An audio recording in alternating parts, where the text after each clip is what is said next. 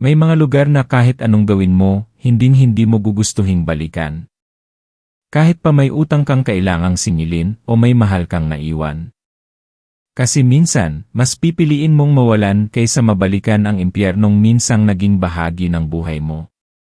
Ganyan ang Barangay San Roque, isang liblib na baryong halos burado sa mapa, nasa paanan ng bundok, at may isang kakaibang sumpa, hindi kailanman nasisinagan ng araw. Ako si Elmer. Tricycle driver, ulila sa ama't ina, at halos itinapon ng buhay sa lansangan.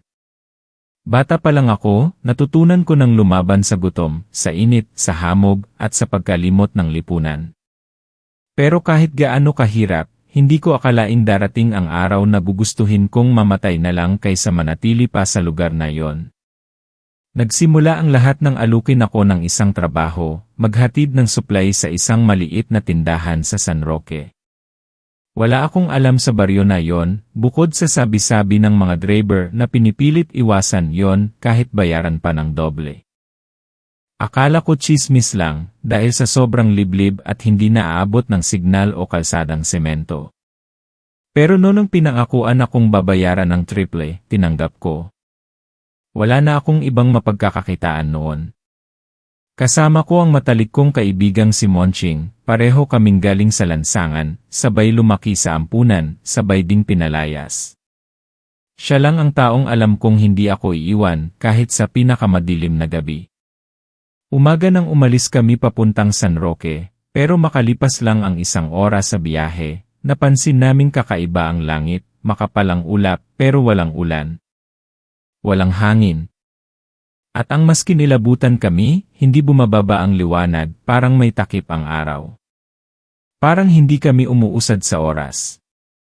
Pagsapit namin sa mismong barangay, may kakaibang amoy na agad tumama sa ilong, mabaho, mapanghi, parang basang damit na matagal nang isinuksok sa kahon.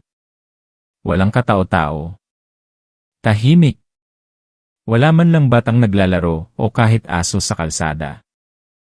May isa lang kaming nadaanang matandang babae, nakaupo sa harap ng bahay na gawa sa pinagtagpi-tagping yero at kahoy. Nakatingin lang siya sa amin, hindi kumukurap. Napalingon ako kay Monching. Tol, parang ayoko na to, bulong niya. Umiling lang ako. Isang biyahe lang, tol. Tiyagain na natin. Pero habang tumatagal kami sa baryo, lalong dumidikit ang pakiramdam ng takot. Ang mga puno parang may mata. Ang mga aninong nakikita sa gilid ng paningin, bigla na lang nawawala. May mga boses din kaming naririnig kapag dumadaan sa tabi ng mga abandonadong bahay, mahihinang bulong, na parang tinatawag ka sa pangalan. Noong bandang hapon, nakarating kami sa bahay ng tindera ng supply, si Aling Sabel. Mukha siyang mabait, pero may kung anong lungkot sa mga mata niya na hindi maipaliwanag. Salamat at kayo'y dumating.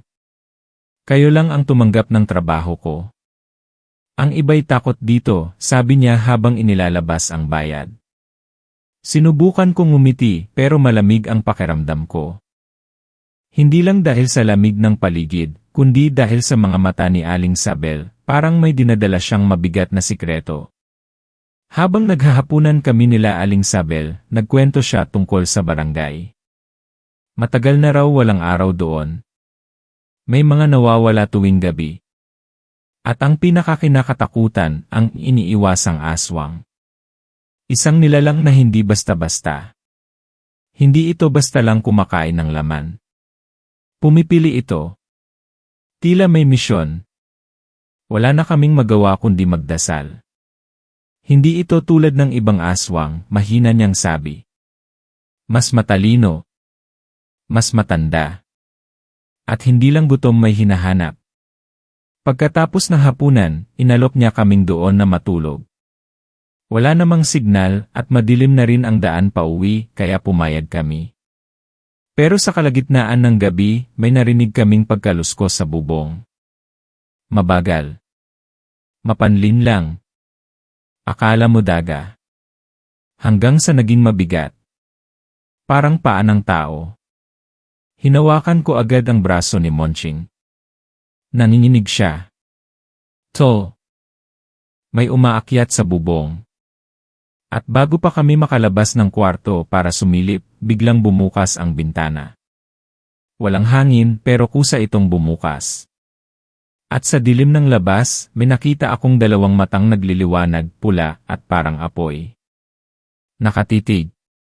Hindi kumikilos. Pero alam mong buhay. Napaatras ako. Tumayo si Monching at sinara agad ang bintana. Hindi yan tao, bulong niya. Tol, may mali talaga sa barangay na to, hindi lang basta aswang ang nasa paligid.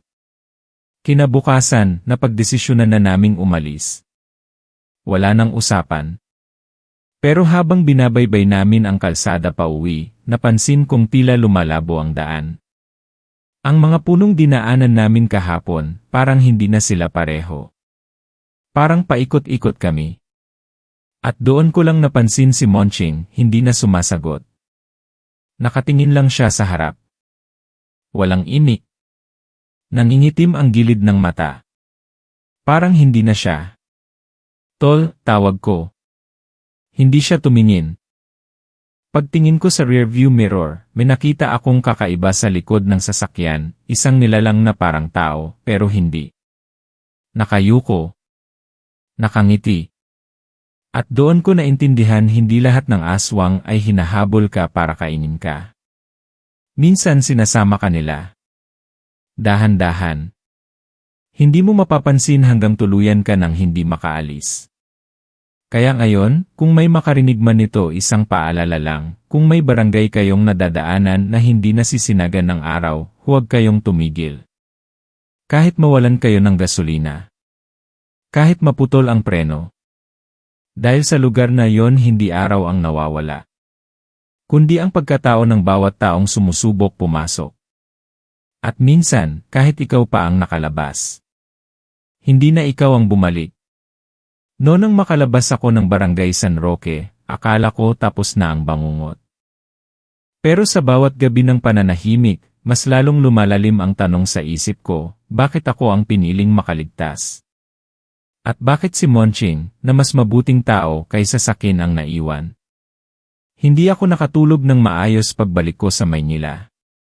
Paulit-ulit kong iniisip ang huling titig sa akin ni Monching bago siya tuluyang tumahimik. Parang may sinasabi siya.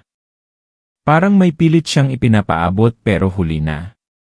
Pagkalipas ng ilang linggo, dumami ang panaginip kong hindi ko maipaliwanag, dilaw ang langit, pula ang dagat, at may isang matandang lalaking nakaputing barong na palaging nakatayo sa gitna ng kagubatan. Bitbit ang isang baston na yari sa ugat ng puno. Sa isa sa mga panaginip, kinausap niya ako. Hindi mo sila kayang takasan, Elmer. Nasa dugo mo ang pinto. Nagising akong pawis na pawis. Umuulan ng malakas sa labas. At sa sulok ng aking kwarto, basa ang sahig, may bakas ng yapak. Hindi ko alam kung ako lang yon o may ibang pumapasok habang natutulog ako. Ilang araw akong hindi lumabas ng bahay. Walang pasok sa pasada, walang kausap. Hanggang sa dumating si Mang Turo, matandang albularyo na dating kapitbahay ng yumaong lola ko. Matagal na siyang hindi nagpapakita, pero alam kong malalim ang alam niya sa mga bagay na hindi kayang ipaliwanag ng siyensya. May dala akong bili ng lola mo, bungad niya habang hawak ang isang lumang kahoy na kahon na may ukit ng araw at buwan sa magkabilang gilid. Sinabi niya, sa oras na maramdaman mong may nagbabantay sa iyo, kahit mag-isa ka, oras na para buksan mo ito. Dahan-dahan niyang iniabot ang kahon. Nang buksan ko, may laman itong isang maliit na kabibe na kulay itim, kasing itim ng uling, pero kumikislap sa liwanag. May kasama rin itong papel na may sulat kamay ni Lola, sa dugo mong isinumpa, ikaw lang ang makababasag ng kadiliman. Hindi ko alam kung anong ibig sabihin noon. Hindi ako pinaniwala sa mga anting-anting o agimat noong bata pa ako. Pero mula nang madala ko ang kabibe sa bahay, mas lumala ang mga panaginip. At sa bawat panaginip, mas lumilinaw ang imahe ng kagubatan, ng mga mata sa dilim, at ng nilalang na tila hinihintay ang pagbabalik ko. Isang gabi, Habang nasa terminal ng tricycle, bigla akong nilapitan ng isang binatilyong mukhang taga-bukid, marumi ang kasuotan, may sugat sa braso, pero may kung anong liwanag sa mga mata. "Ikaw si Elmer?" tanong niya. "Bakit? Pinapapunta ka sa ilog ba to? Kailangan ka na nila." Bumukas na ang pinto.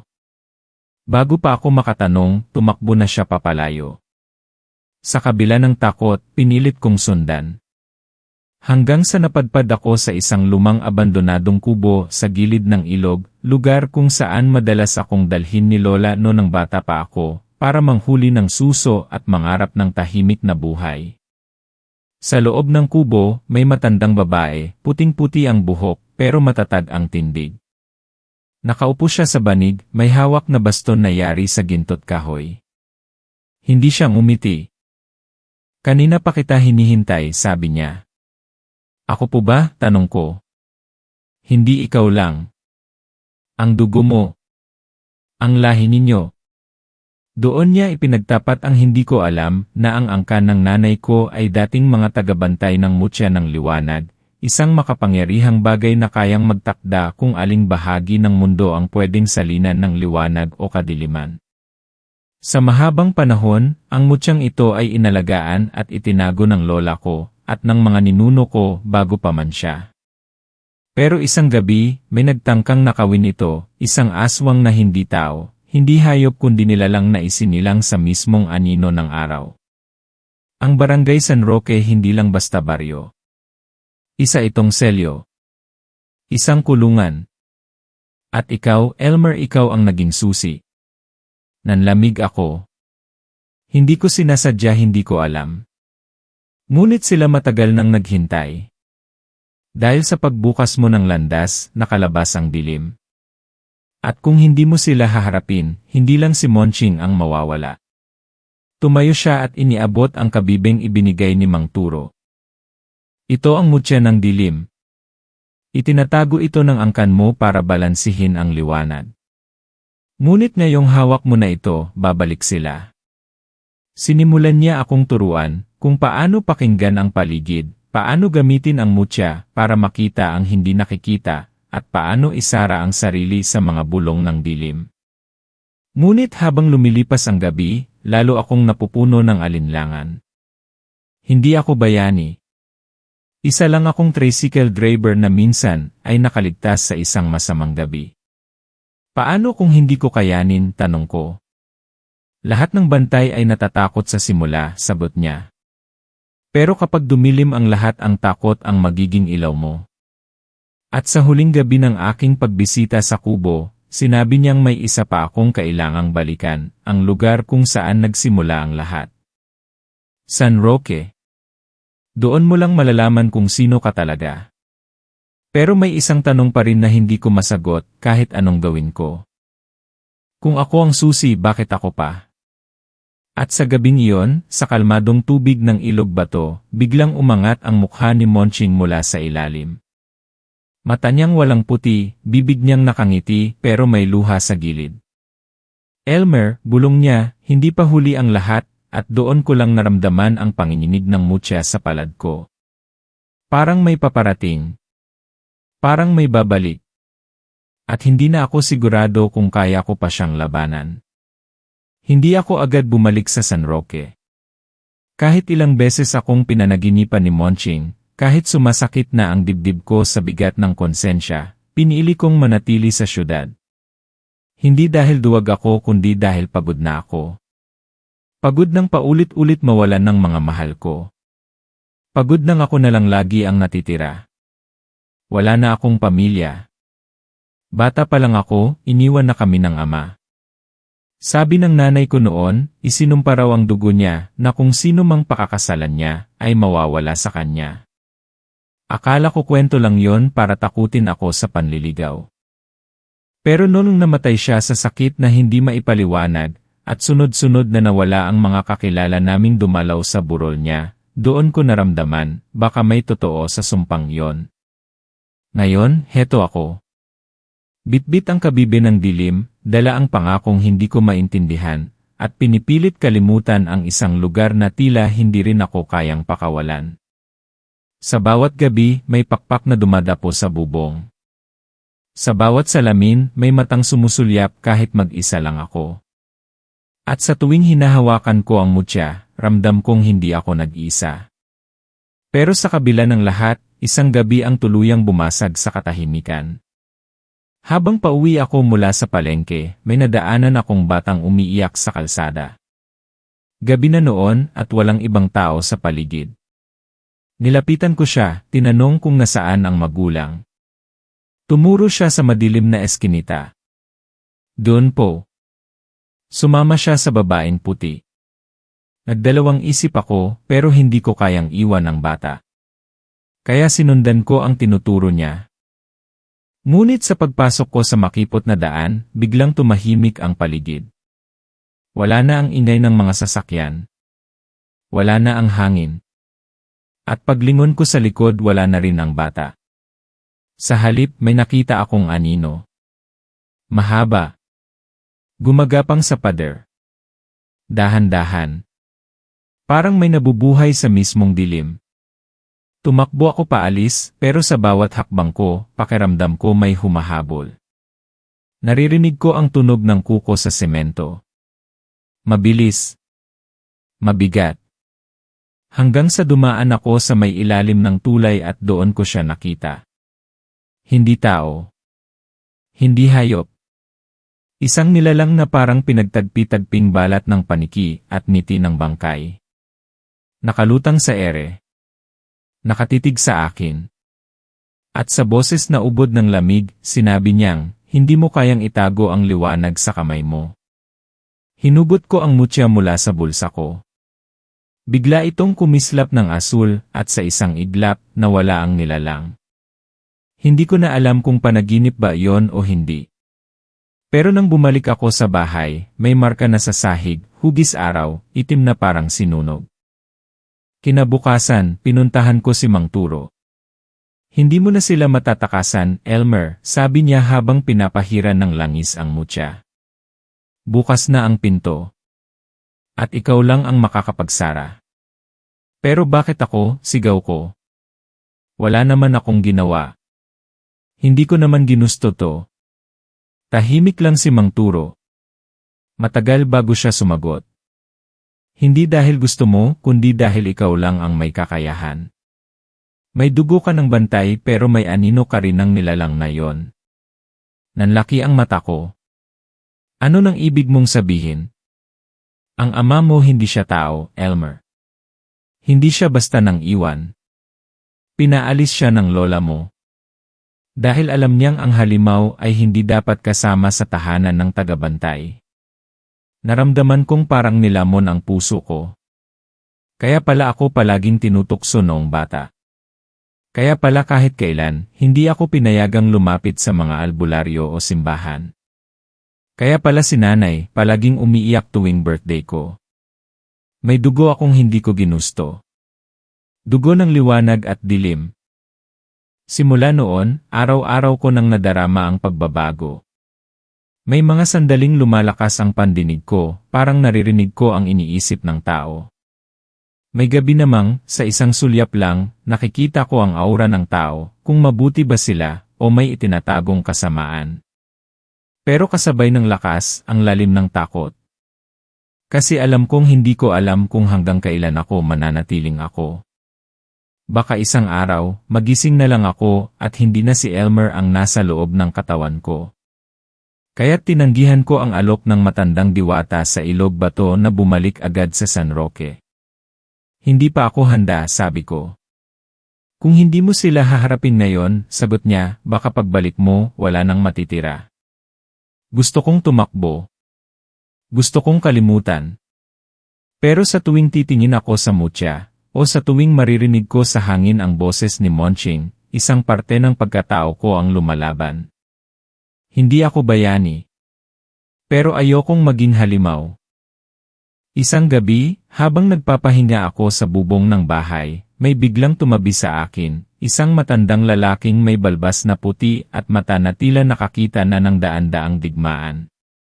Anak ng dilim at liwanag, anya, hindi ka pipili. Dahil ikaw ang magiging landas ng pagpili. At bago pa ako makatanong, iniabot niya sa akin ang isang maliit na kampanilya, yari sa tanso, may ukit ng bituin sa gilid. Ito ang tunog ng katotohanan. Sa oras na marinig ng dilim ang huni nito, matitikman nila ang takot. Nang tumingin ako sa paligid, wala na ang matanda. At sa kamay ko, naroon ang kampanilyang unti-unting umiinit, na parang tumutugon sa tibok ng puso ko. Kahit ayaw ko pang lumaban, alam kong darating ang araw na wala na akong pagpipilian. Hindi ko man ginusto ang simula, pero baka sa akin nakasalalay kung paano matatapos ang lahat. At sa liwanag ng buwan, narinig ko ulit ang boses ni Monching sa hangin, mahina, puno ng hinanakit at pag-asa. Bumalik ka, tol. Hindi pa huli. At nang tumingin ako sa anino ng sarili kong katawan, isang matang hindi ko kilala ang tumitig pabalik sa akin. Chat said, mula nang iniabot sa akin ng matandang lalaki ang kampanilya ng katotohanan, hindi na muling naging tahimik ang gabi ko. Sa bawat tunog ng hangin, may tila bulong na sumasabay. Sa bawat anino sa pader, may hugis na parang hindi dapat nandoon. Unti-unti, nararamdaman kong papalapit na ang nilalang na matagal nang naghihintay. Pinilit kong bumalik sa normal, pumapasada sa umaga, nagpapahinga sa hapon, pero alam kong wala na akong tinatawag na normal. Sapagkat gabi-gabi, unti-unti akong dinugupo ng takot. Takot hindi lang sa kung ano ang darating kundi sa kung ano ako maaaring maging. Isang gabi habang nililinis ko ang tricycle, may humahangos na pumasok sa garahe. Si Mang Turo. Pawis na pawis, nanginginig. Elmer, kailangan na nating maghanda. Nakalampas na sila sa ilog. Nanlaki ang mata ko. Paano nila? May pumasok sa San Roque. Isa sa atin ang nagtaksil. Binuksan nila ang daan. Pigil niya ang hininga, may dugo sa laylayan ng damit niya. Hindi pa nila alam na buhay ka. Pero oras na madama nila ang mutya, pupuntahan ka na nila.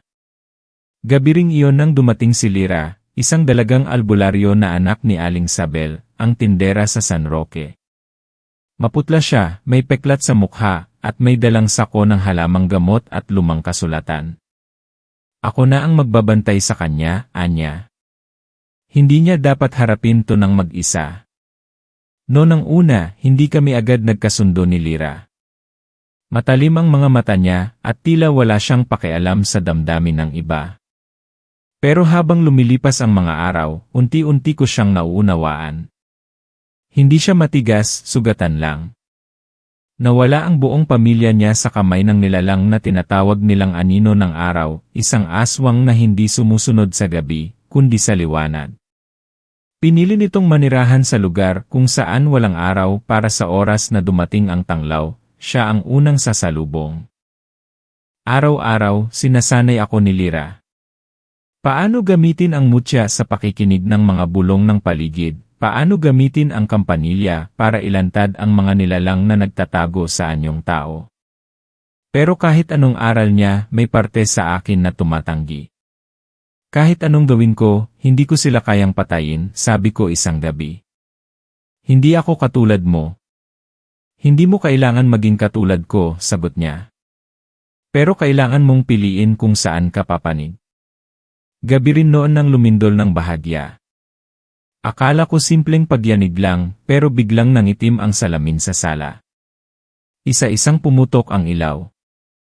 At sa dulo ng hallway, may sumulpot na batang babae, wala sa hulog ang galaw, nakasuot ng lumang bestida. Umiiyak. Nilapitan ko siya, pero pinigilan ako ni Lira. Wag. Hindi yan bata. Biglang nagbago ang anyo ng bata, ang bibig niya umabot hanggang tainga. Ang mata niya naging itim na walang puti. Tumili ito at bumalot ang lamig sa buong bahay. Niyakap ako ng takot. Hindi ko alam kung tatakbo ako o lalaban. Pero si Lira, walang takot na hinugot ang isang palaspas na may tanso sa dulo, sabay binigkas ang dasal na hindi ko naintindihan. Nagsisigaw ang nilalang. Parang nasusunog. Hanggang sa naging usok ito at unti-unting naglaho. Hindi kami nakaimik. Matagal bago kami muling nakahinga. Scout lang yon, sabi ni Lyra. Sumusubok silang malaman kung nasaan ka na. At doon ko lang napagtanto, hindi na ako ligtas kahit sa sarili kong bahay. Mula noon, nagsimula kaming maghanda. Pinuntahan namin si Mang Turo para sa proteksyon. Nag-ukit siya ng sinaunang simbolo sa pinto't bintana. Gumawa si Lyra ng mga anting-anting para sa katawan namin. At ako, sa wakas, tinanggap kong hindi na ako pwedeng umatras. Pero kahit gaano kami kahanda, hindi ko pa rin maiwasang manginig kapag dumidilim ang paligid. Sa tuwing maririnig ko ang kampanilya na kusa na lang tumutunog. O sa tuwing matutulog ako at mararamdaman kong may malamig na kamay na dumadaiti sa batok ko. Isang madaling araw, nagising akong pawis na pawis. At sa tapat ng kama ko, may nakaupo, si Monching. Pero hindi na siya tulad ng dati. Payat na siya. Balat at buto na lang. Pero ang mga mata niya mata pa rin ng kaibigan kung hindi ako iniwan. Tol, bulong niya. Malapit na silang dumating. Pero hindi mo lang sila ang dapat katakutan. Anong ibig mong sabihin? Tanong ko habang nanginginig ang boses. Hindi siya sumagot. Tumayo lang siya at lumapit sa akin. Hinawakan niya ang kamay ko. Kahit anong mangyari, wag mong hayaan mawala ang puso mo. Dahil sa oras na mawalan ka ng awa, magiging isa ka na sa kanila. At sa isang iglap nawala siya. Umaga nang lumabas ako, tahimik ang paligid. Walang nagtitinda. Walang ingay ng tricycle. Parang huminto ang mundo. Paglingon ko, nakita ko si Mang Turo nakatayo sa tapat ng kalsada, hawak ang baston niya. Huwag kang matakot, anya. Pero nandito na sila, di ba? Tumango siya. At hindi lang sila. Ang totoong panganib nasa loob mo. Doon ko na alam. Ang laban hindi lang sa halimaw sa labas.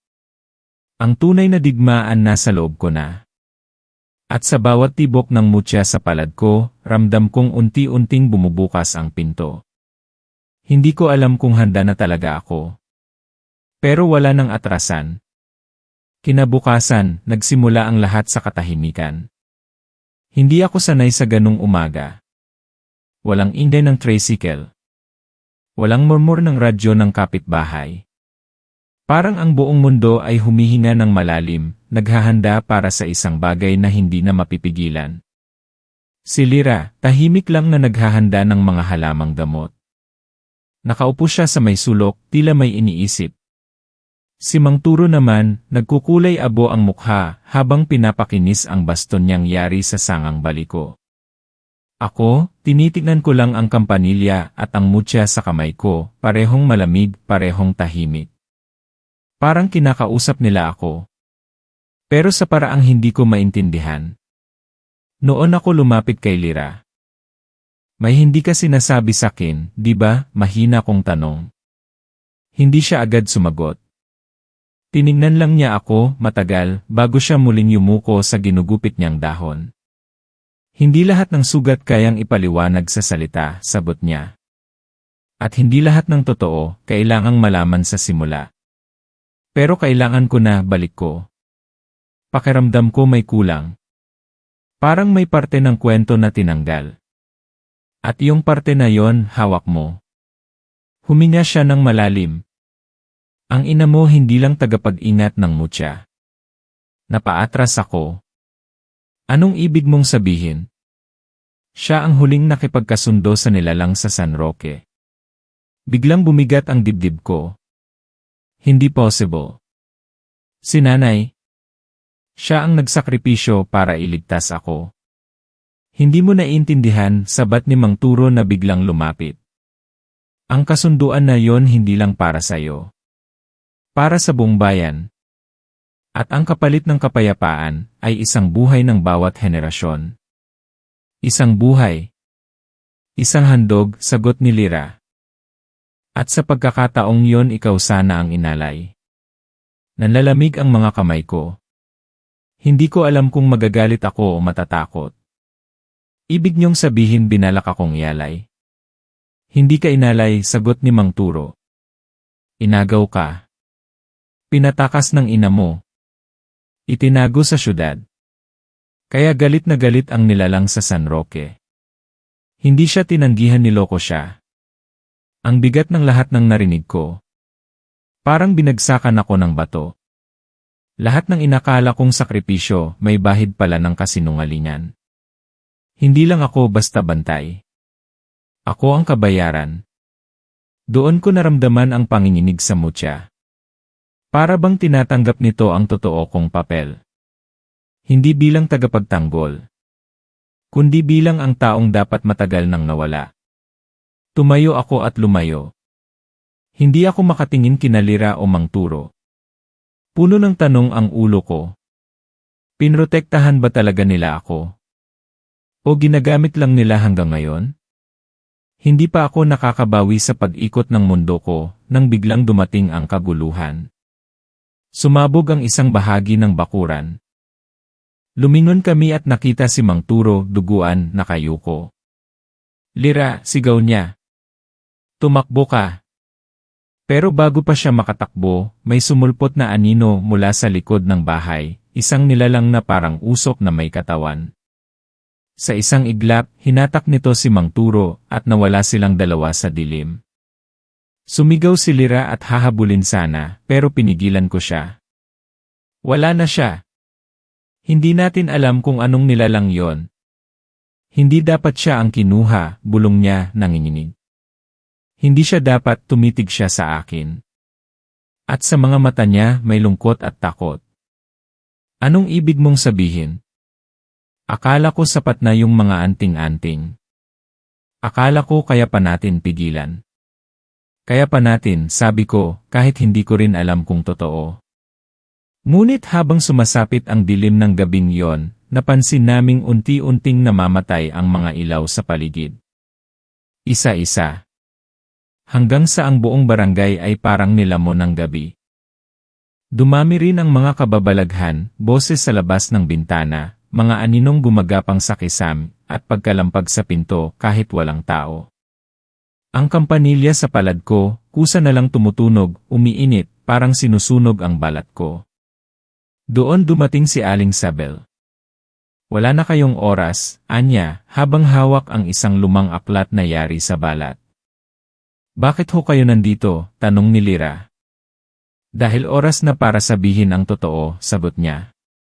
Hindi lang kayo ang may hawak ng mutya. Lumingon siya sa akin. Elmer, may parte ng mutya na ibinaon sa puso mo. Noong ipinanganak ka, hinati ang liwanag. Isang parte ay inilagay sa kabibe at ang isa, sa laman mo. Hindi ko maintindihan. Bakit? Para hindi ka nila makuha ng buo, paliwanag ni Aling Sabel. Pero ngayon ramdam na nila kung nasaan ka. Dahil kumpleto na ang piraso. At sa sandaling yon, isang pader ng bahay ang biglang nabasag. Pumasok ang hangin na may kasamang malagim na halakhak. Handa na akong kunin kung ano ang akin, sabi ng boses. Malalim. Parang boses na hindi dapat marinig ng tao. Tumakbo kami sa likod, dala ang mutya at ang kampanilya. Si Lira, humihikbi habang hawak ang mga kasulatan. Hindi ko na alam kung sino ang kakampi ko, bulong ko habang tinatakbuhan namin ang dilim. At sa dulo ng eskinita may nakatayong tao. Matangkad. Nakaitim. At sa ngiti niya, kilala ko agad. Si Monching. Tol, anya, hindi mo pa rin ba naintindihan? Simula't simula pa lang ikaw ang pintuan. Pero ako ang susi. At doon, tumunog ang kampanilya ng sobrang lakas. Nanginginig sa kamay ko. At ang mutya nagsimulang pumutok ng liwanag. Ngunit imbes na liwanagin ang paligid, nagdilim ang langit. At sa mga mata ni Monching, nakita ko na hindi na siya. O baka matagal na siyang hindi siya. Chat said, Hindi mo dapat ginawa yon, Monching, mahinang sambit ko habang pinipilit kong kontrolin ang pag-ikot ng mundo ko. Nanginginig ang katawan ko, hindi lang sa takot kundi sa sakit. Harap ko ngayon ang taong halos naging kapatid ko, ang tanging kasama ko sa lahat ng laban, at ngayoy nasa piling na ng kadiliman. Pero siya, nakatayo lang, payapa ang mukha, parang walang kasalanan. Matagal na akong wala, Elmer. Matagal na akong kinuha sa'yo. Ang kausap mo ngayon ay hindi na ang kaibigan mo. Ako ang nilalang na tinanggihan mo. Ako ang bahagi mong itinakwil. Kung talagang parte kita, bakit mo kailangang pumatay? Bakit mo kailangang kunin ang mga inosente? Lumapit siya ng isang hakbang, at sa bawat tapak niya sa lupa, may bahagyang yelong bumabalot sa paligid. Hindi ko sila kinuha. Dinala ko lang sila kung saan hindi na sila masasaktan. Sa dilim, walang gutom. Walang pagkukulang. Walang pangarap na hindi natupad. Kaya kita hinihintay, Elmer. Kasi alam kong pagod ka na rin. Napapikit ako. Totoo ang sinabi niya. Sa tagal kong lumalaban, minsan na rin akong nangarap na matapos na ang lahat. Na sana, isang araw, magising akong hindi ko na kailangang maging bantay o tagapagsalba ng mga hindi ko naman hiniling protektahan. Pero hindi ako pwedeng sumuko. Hindi kong buhay ng mga tao ang nakataya. Tumulog ang kampanilya sa kamay ko, at parang sumiklab ang hangin sa paligid. Tinataas nito ang mutya, ngayon ay umiilaw na ng bughaw at puti, naglalaban sa kulay na tila sumasalamin sa loob ng pagkatao ko. Hindi mo ko madadaig sa sigaw ng puso lang, Elmer, Anya. Ipakita mo kung sino ka talaga. Isang iglap, bumilis ang lahat. Tumalon siya sa ere, at sa isang kisap mata, nakaharap ko na siya sa gitna ng kalsada. Hinampas ko siya gamit ang liwanag ng mutya, pero nilamon ito ng anino sa palad niya. Bumalik siya sa anyong usok, dumaan sa likod ko, at tinulak ako palayo. Bagsak ako sa semento. Malamig. Basag ang labi. Pero hawak ko pa rin ang kampanilya. Tumunog ito ng kusa. Isang masakit, matalim na huni na tila tumagos hanggang loob ng tenga ko. Huwag mo akong pilitin, Elmer, sambit niya. Pareho lang tayo. Pareho tayong walang lugar sa liwanag. Hindi, sagot ko. May pinili na akong panig. Bigla kong inilabas ang kabibe ng dilim, pinagdikit sa mutya ng liwanag. Sumabog ang liwanag sa palad ko. Tumilapon si Monching. Isang sigaw ang lumabas sa kanya, hindi siya, kundi parang libo-libong tinig ng mga kaluluwang isinumpa. Gumuho ang paligid. Ang mga bahay ay nagsimulang pumutok, ang mga pader ay napupunit ng hangin na parang may nilalang na pilit sumisingit sa ating mundo. Mula sa ulap, bumaba ang tila mga halimaw na aninong walang mukha. Sila ang sumunod kay Monching. Sila ang mga nilamon ng dilim at ngayoy nagugutom. Si Lyra mula sa likod, humiyaw. Elmer! Ang puso mo! Huwag mong hayaang lunurin nila. Pumikit ako. Sa loob ng katahimikan ng sarili kong isip, nakita ko ulit ang bata kong sarili. Umiiyak, nasa gitna ng ulan, hinahanap ang nanay.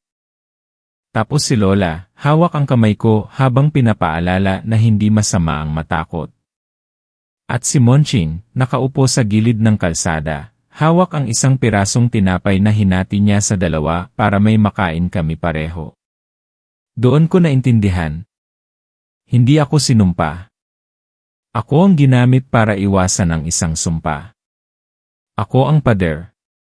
Ako ang pintuan. Pero hindi para sa dilim, kundi para sa pagpili ng kabutihan, kahit masakit. Kahit nag-iisa. Dumilat ako, at sa kamay ko, nag-isa na ang liwanag at dilim. Isa lang silang sinag ngayon, kulay pilak, kumikislap sa galit, sa takot, at sa pag-asa. Lumapit si Monching, pero ngayon, parang nag-aalangan na siya. Elmer, huwag mo akong pilitin. Pasensya ka na, tol. Pero kailangan kong gawin to, hindi para sa mundo. Para sa'yo. Itinaas ko ang kampanilya, at sa huling pagkakataon, pinatunog ko ito. Kasabay ng tunog, sumabog ang pilak na liwanag. Tumigil ang mga halimaw sa hangin. Nagsigawan sila, pero hindi makalapit. Si Monching dahan-dahang lumuluhod. Humihinga siya ng malalim, parang may tinatanggal sa loob ng sarili niya. Tol, bulong niya, salamat, at sa pagyakap ko sa kanya, unti-unti siyang nawala. Hindi bilang abo. Hindi bilang usok. Kundi bilang tao, payapa ang mukha, parang natulog lang. Na para bang, sa wakas, pinatawad na rin niya ang sarili niya. Pagkatapos ng lahat, tahimik na ulit ang paligid. Wasak ang mga bahay. Puno ng abo ang hangin. Pero may liwanag na rin sa langit. Una kong naramdaman, hindi na malamig. May araw na. Maliit, mahina pero nandyan na. Si Lyra lumapit sa akin, sugatan, luhaan. Tapos na ba? Umiling ako. Hindi pa. Pero kaya na natin kahit anong dumating. At sa palad ko, wala na ang mutya. Hindi ko alam kung saan ito napunta. Pero pakiramdam ko, bahagi na ito ng puso ko. Hindi na kailangan ng anyo. Pero bago ako tuluyang lumakad paalis, may hangin na dumaan sa batok ko. Isang bulong. Elmer, may isa pa. Napalingon ako pero wala ng tao. Kaya tumingin ako sa langit at sa pusong puno ng sugat at pag-asa, napangiti ako. Dahil minsan, ang pinakamadilim na gabi ay hudyat ng pagsilang ng bagong araw. Makalipas ang labanan, nanatiling tahimik ang buong San Roque. Walang galaw ang hangin, walang ingay mula sa paligid. Parang huminto ang oras. Ang liwanag ng araw ay mahina pa rin, pero sa unang pagkakataon sa matagal na panahon, naramdaman ko ang init nito sa balat ko. Tumayo ako sa gitna ng kalsadang puno ng abo. Wala na si Monching. Wala na rin ang mga aninong sumusunod sa kanya. Pero kahit wala na sila, parang may naiwan pa ring bigat sa dibdib ko. Hindi madaling matanggap na ang tanging taong pinaniwalaan ko sa buong buhay ko ay naging dahilan ng halos pagkasira ng mundo ko. Pero hindi rin siya ang tunay na kalaban. Sa huli, siya rin ang nagpaalala sa akin ng halaga ng pagpili, kung saan ka papanig, kahit hindi ka sigurado sa sarili mo. At yun ang pinili ko. Ang lumaban, hindi dahil alam kong panalo ako, kundi dahil ayokong mawala pa ang natitirang kabutihan sa mundong to. Si Lyra ay sugatan pa rin. Nakaupo siya sa gilid ng sira naming bahay, pinupulot ang ilang piraso ng anting-anting na nagkalat. Nilapitan ko siya, at sa unang pagkakataon, ngumiti siya ng totoo. Akala ko hindi na natin kaya, mahina niyang sabi. Hindi natin talaga kaya kung mag-isa lang tayo, sagot ko. Tahimik kaming naupo. Sa harap ng bahay, isa-isang lumalabas ang mga taga roon. Mga nanay, mga matatanda, at ilang batang nakatago sa ilalim ng mga mesa. Lahat sila may tanong sa mata, kung ligtas na ba, kung tapos na ba, kung may babalik pa ba. Wala akong masasagot sa kanila. Pero tumango lang ako, at marahan kong inilagay sa lupa ang kampanilyang hindi na tumutunog. Parang alam itong tapos na ang kailangan niyang gawin. Dumating si Aling Sabel kinahapunan, may dalang supot ng pagkain at mga gamot. Sabi ko na't babalik din ang araw, ani niya. Matagal lang talagang natabunan ng takot. Pero bakit ngayon lang, tanong ko. Bakit ngayon lang bumalik ang liwanag? Umupo siya sa tabi ko at inabot ang kamay ko. Dahil may isang taong pumiling ibalik ito, kahit alam niyang masasaktan siya. Ganyan ang tunay na liwanag, anak. Hindi yan basta-basta sumisikat. Kailangan ng sakripisyo. Doon ko naisip ang lahat ng nawalan. Si Mang Turo na hindi ko na muling nakita. Si Monching na hanggang sa huli, hinanap pa rin ang kapatawaran. Si Nanay na piniling iligtas ako sa halip na sundin ang nakatakda.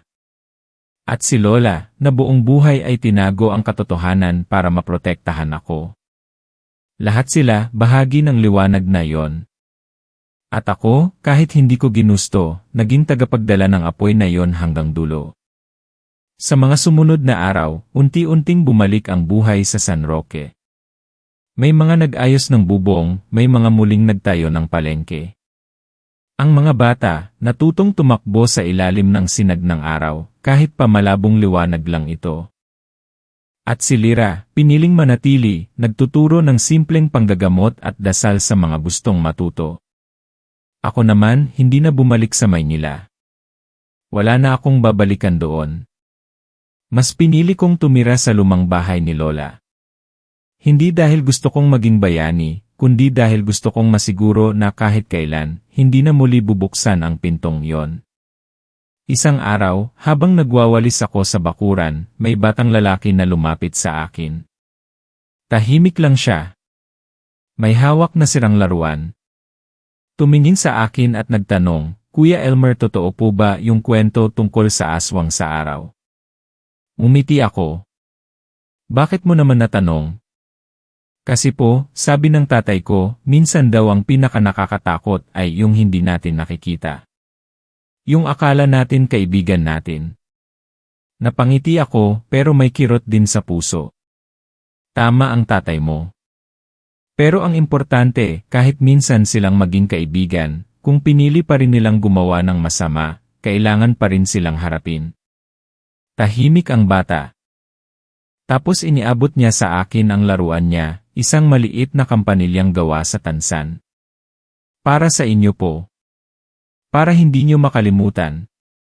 Tinanggap ko ito at pinisil ko ng marahan. Hindi ito tumunog. Pero may naramdaman akong init sa palad ko. Marahil, hindi na kailangan ng tunog, sapat na ang alaala. Sa gabi, habang nakaupo ako sa may hagdan, pinagmamasdan ko ang mga bituin. Tahimik na ulit ang mundo. Pero alam kong hindi ito permanente. Laging may darating na dilim. Laging may nilalang na magtatangkang sirain ang liwanag. Pero ngayong alam ko na kung sino ako, at anong meron sa puso ko, hindi na ako matatakot. Dahil minsan, ang pinakamalaking laban ay hindi sa labas, kundi sa loob. At kung kaya mong piliin ang tama, kahit masakit panalo ka na. Sa wakas, isinara ko na ang pinto. Hindi para hindi na ako lumaban muli, kundi para pag dumating man ang dilim, alam kong handa akong muling buksan ito. Hindi para takasan ang dilim kundi para harapin ito sa liwanag ng sarili kong lakas. Dahil minsan, ang tunay na bayani ay hindi yung may kapangyarihan kundi yung marunong pumili. At sa mundong madalas hindi sumisikat ang araw, minsan sapat na ang isang taong willing sindihan ang apoy, kahit mag-isa.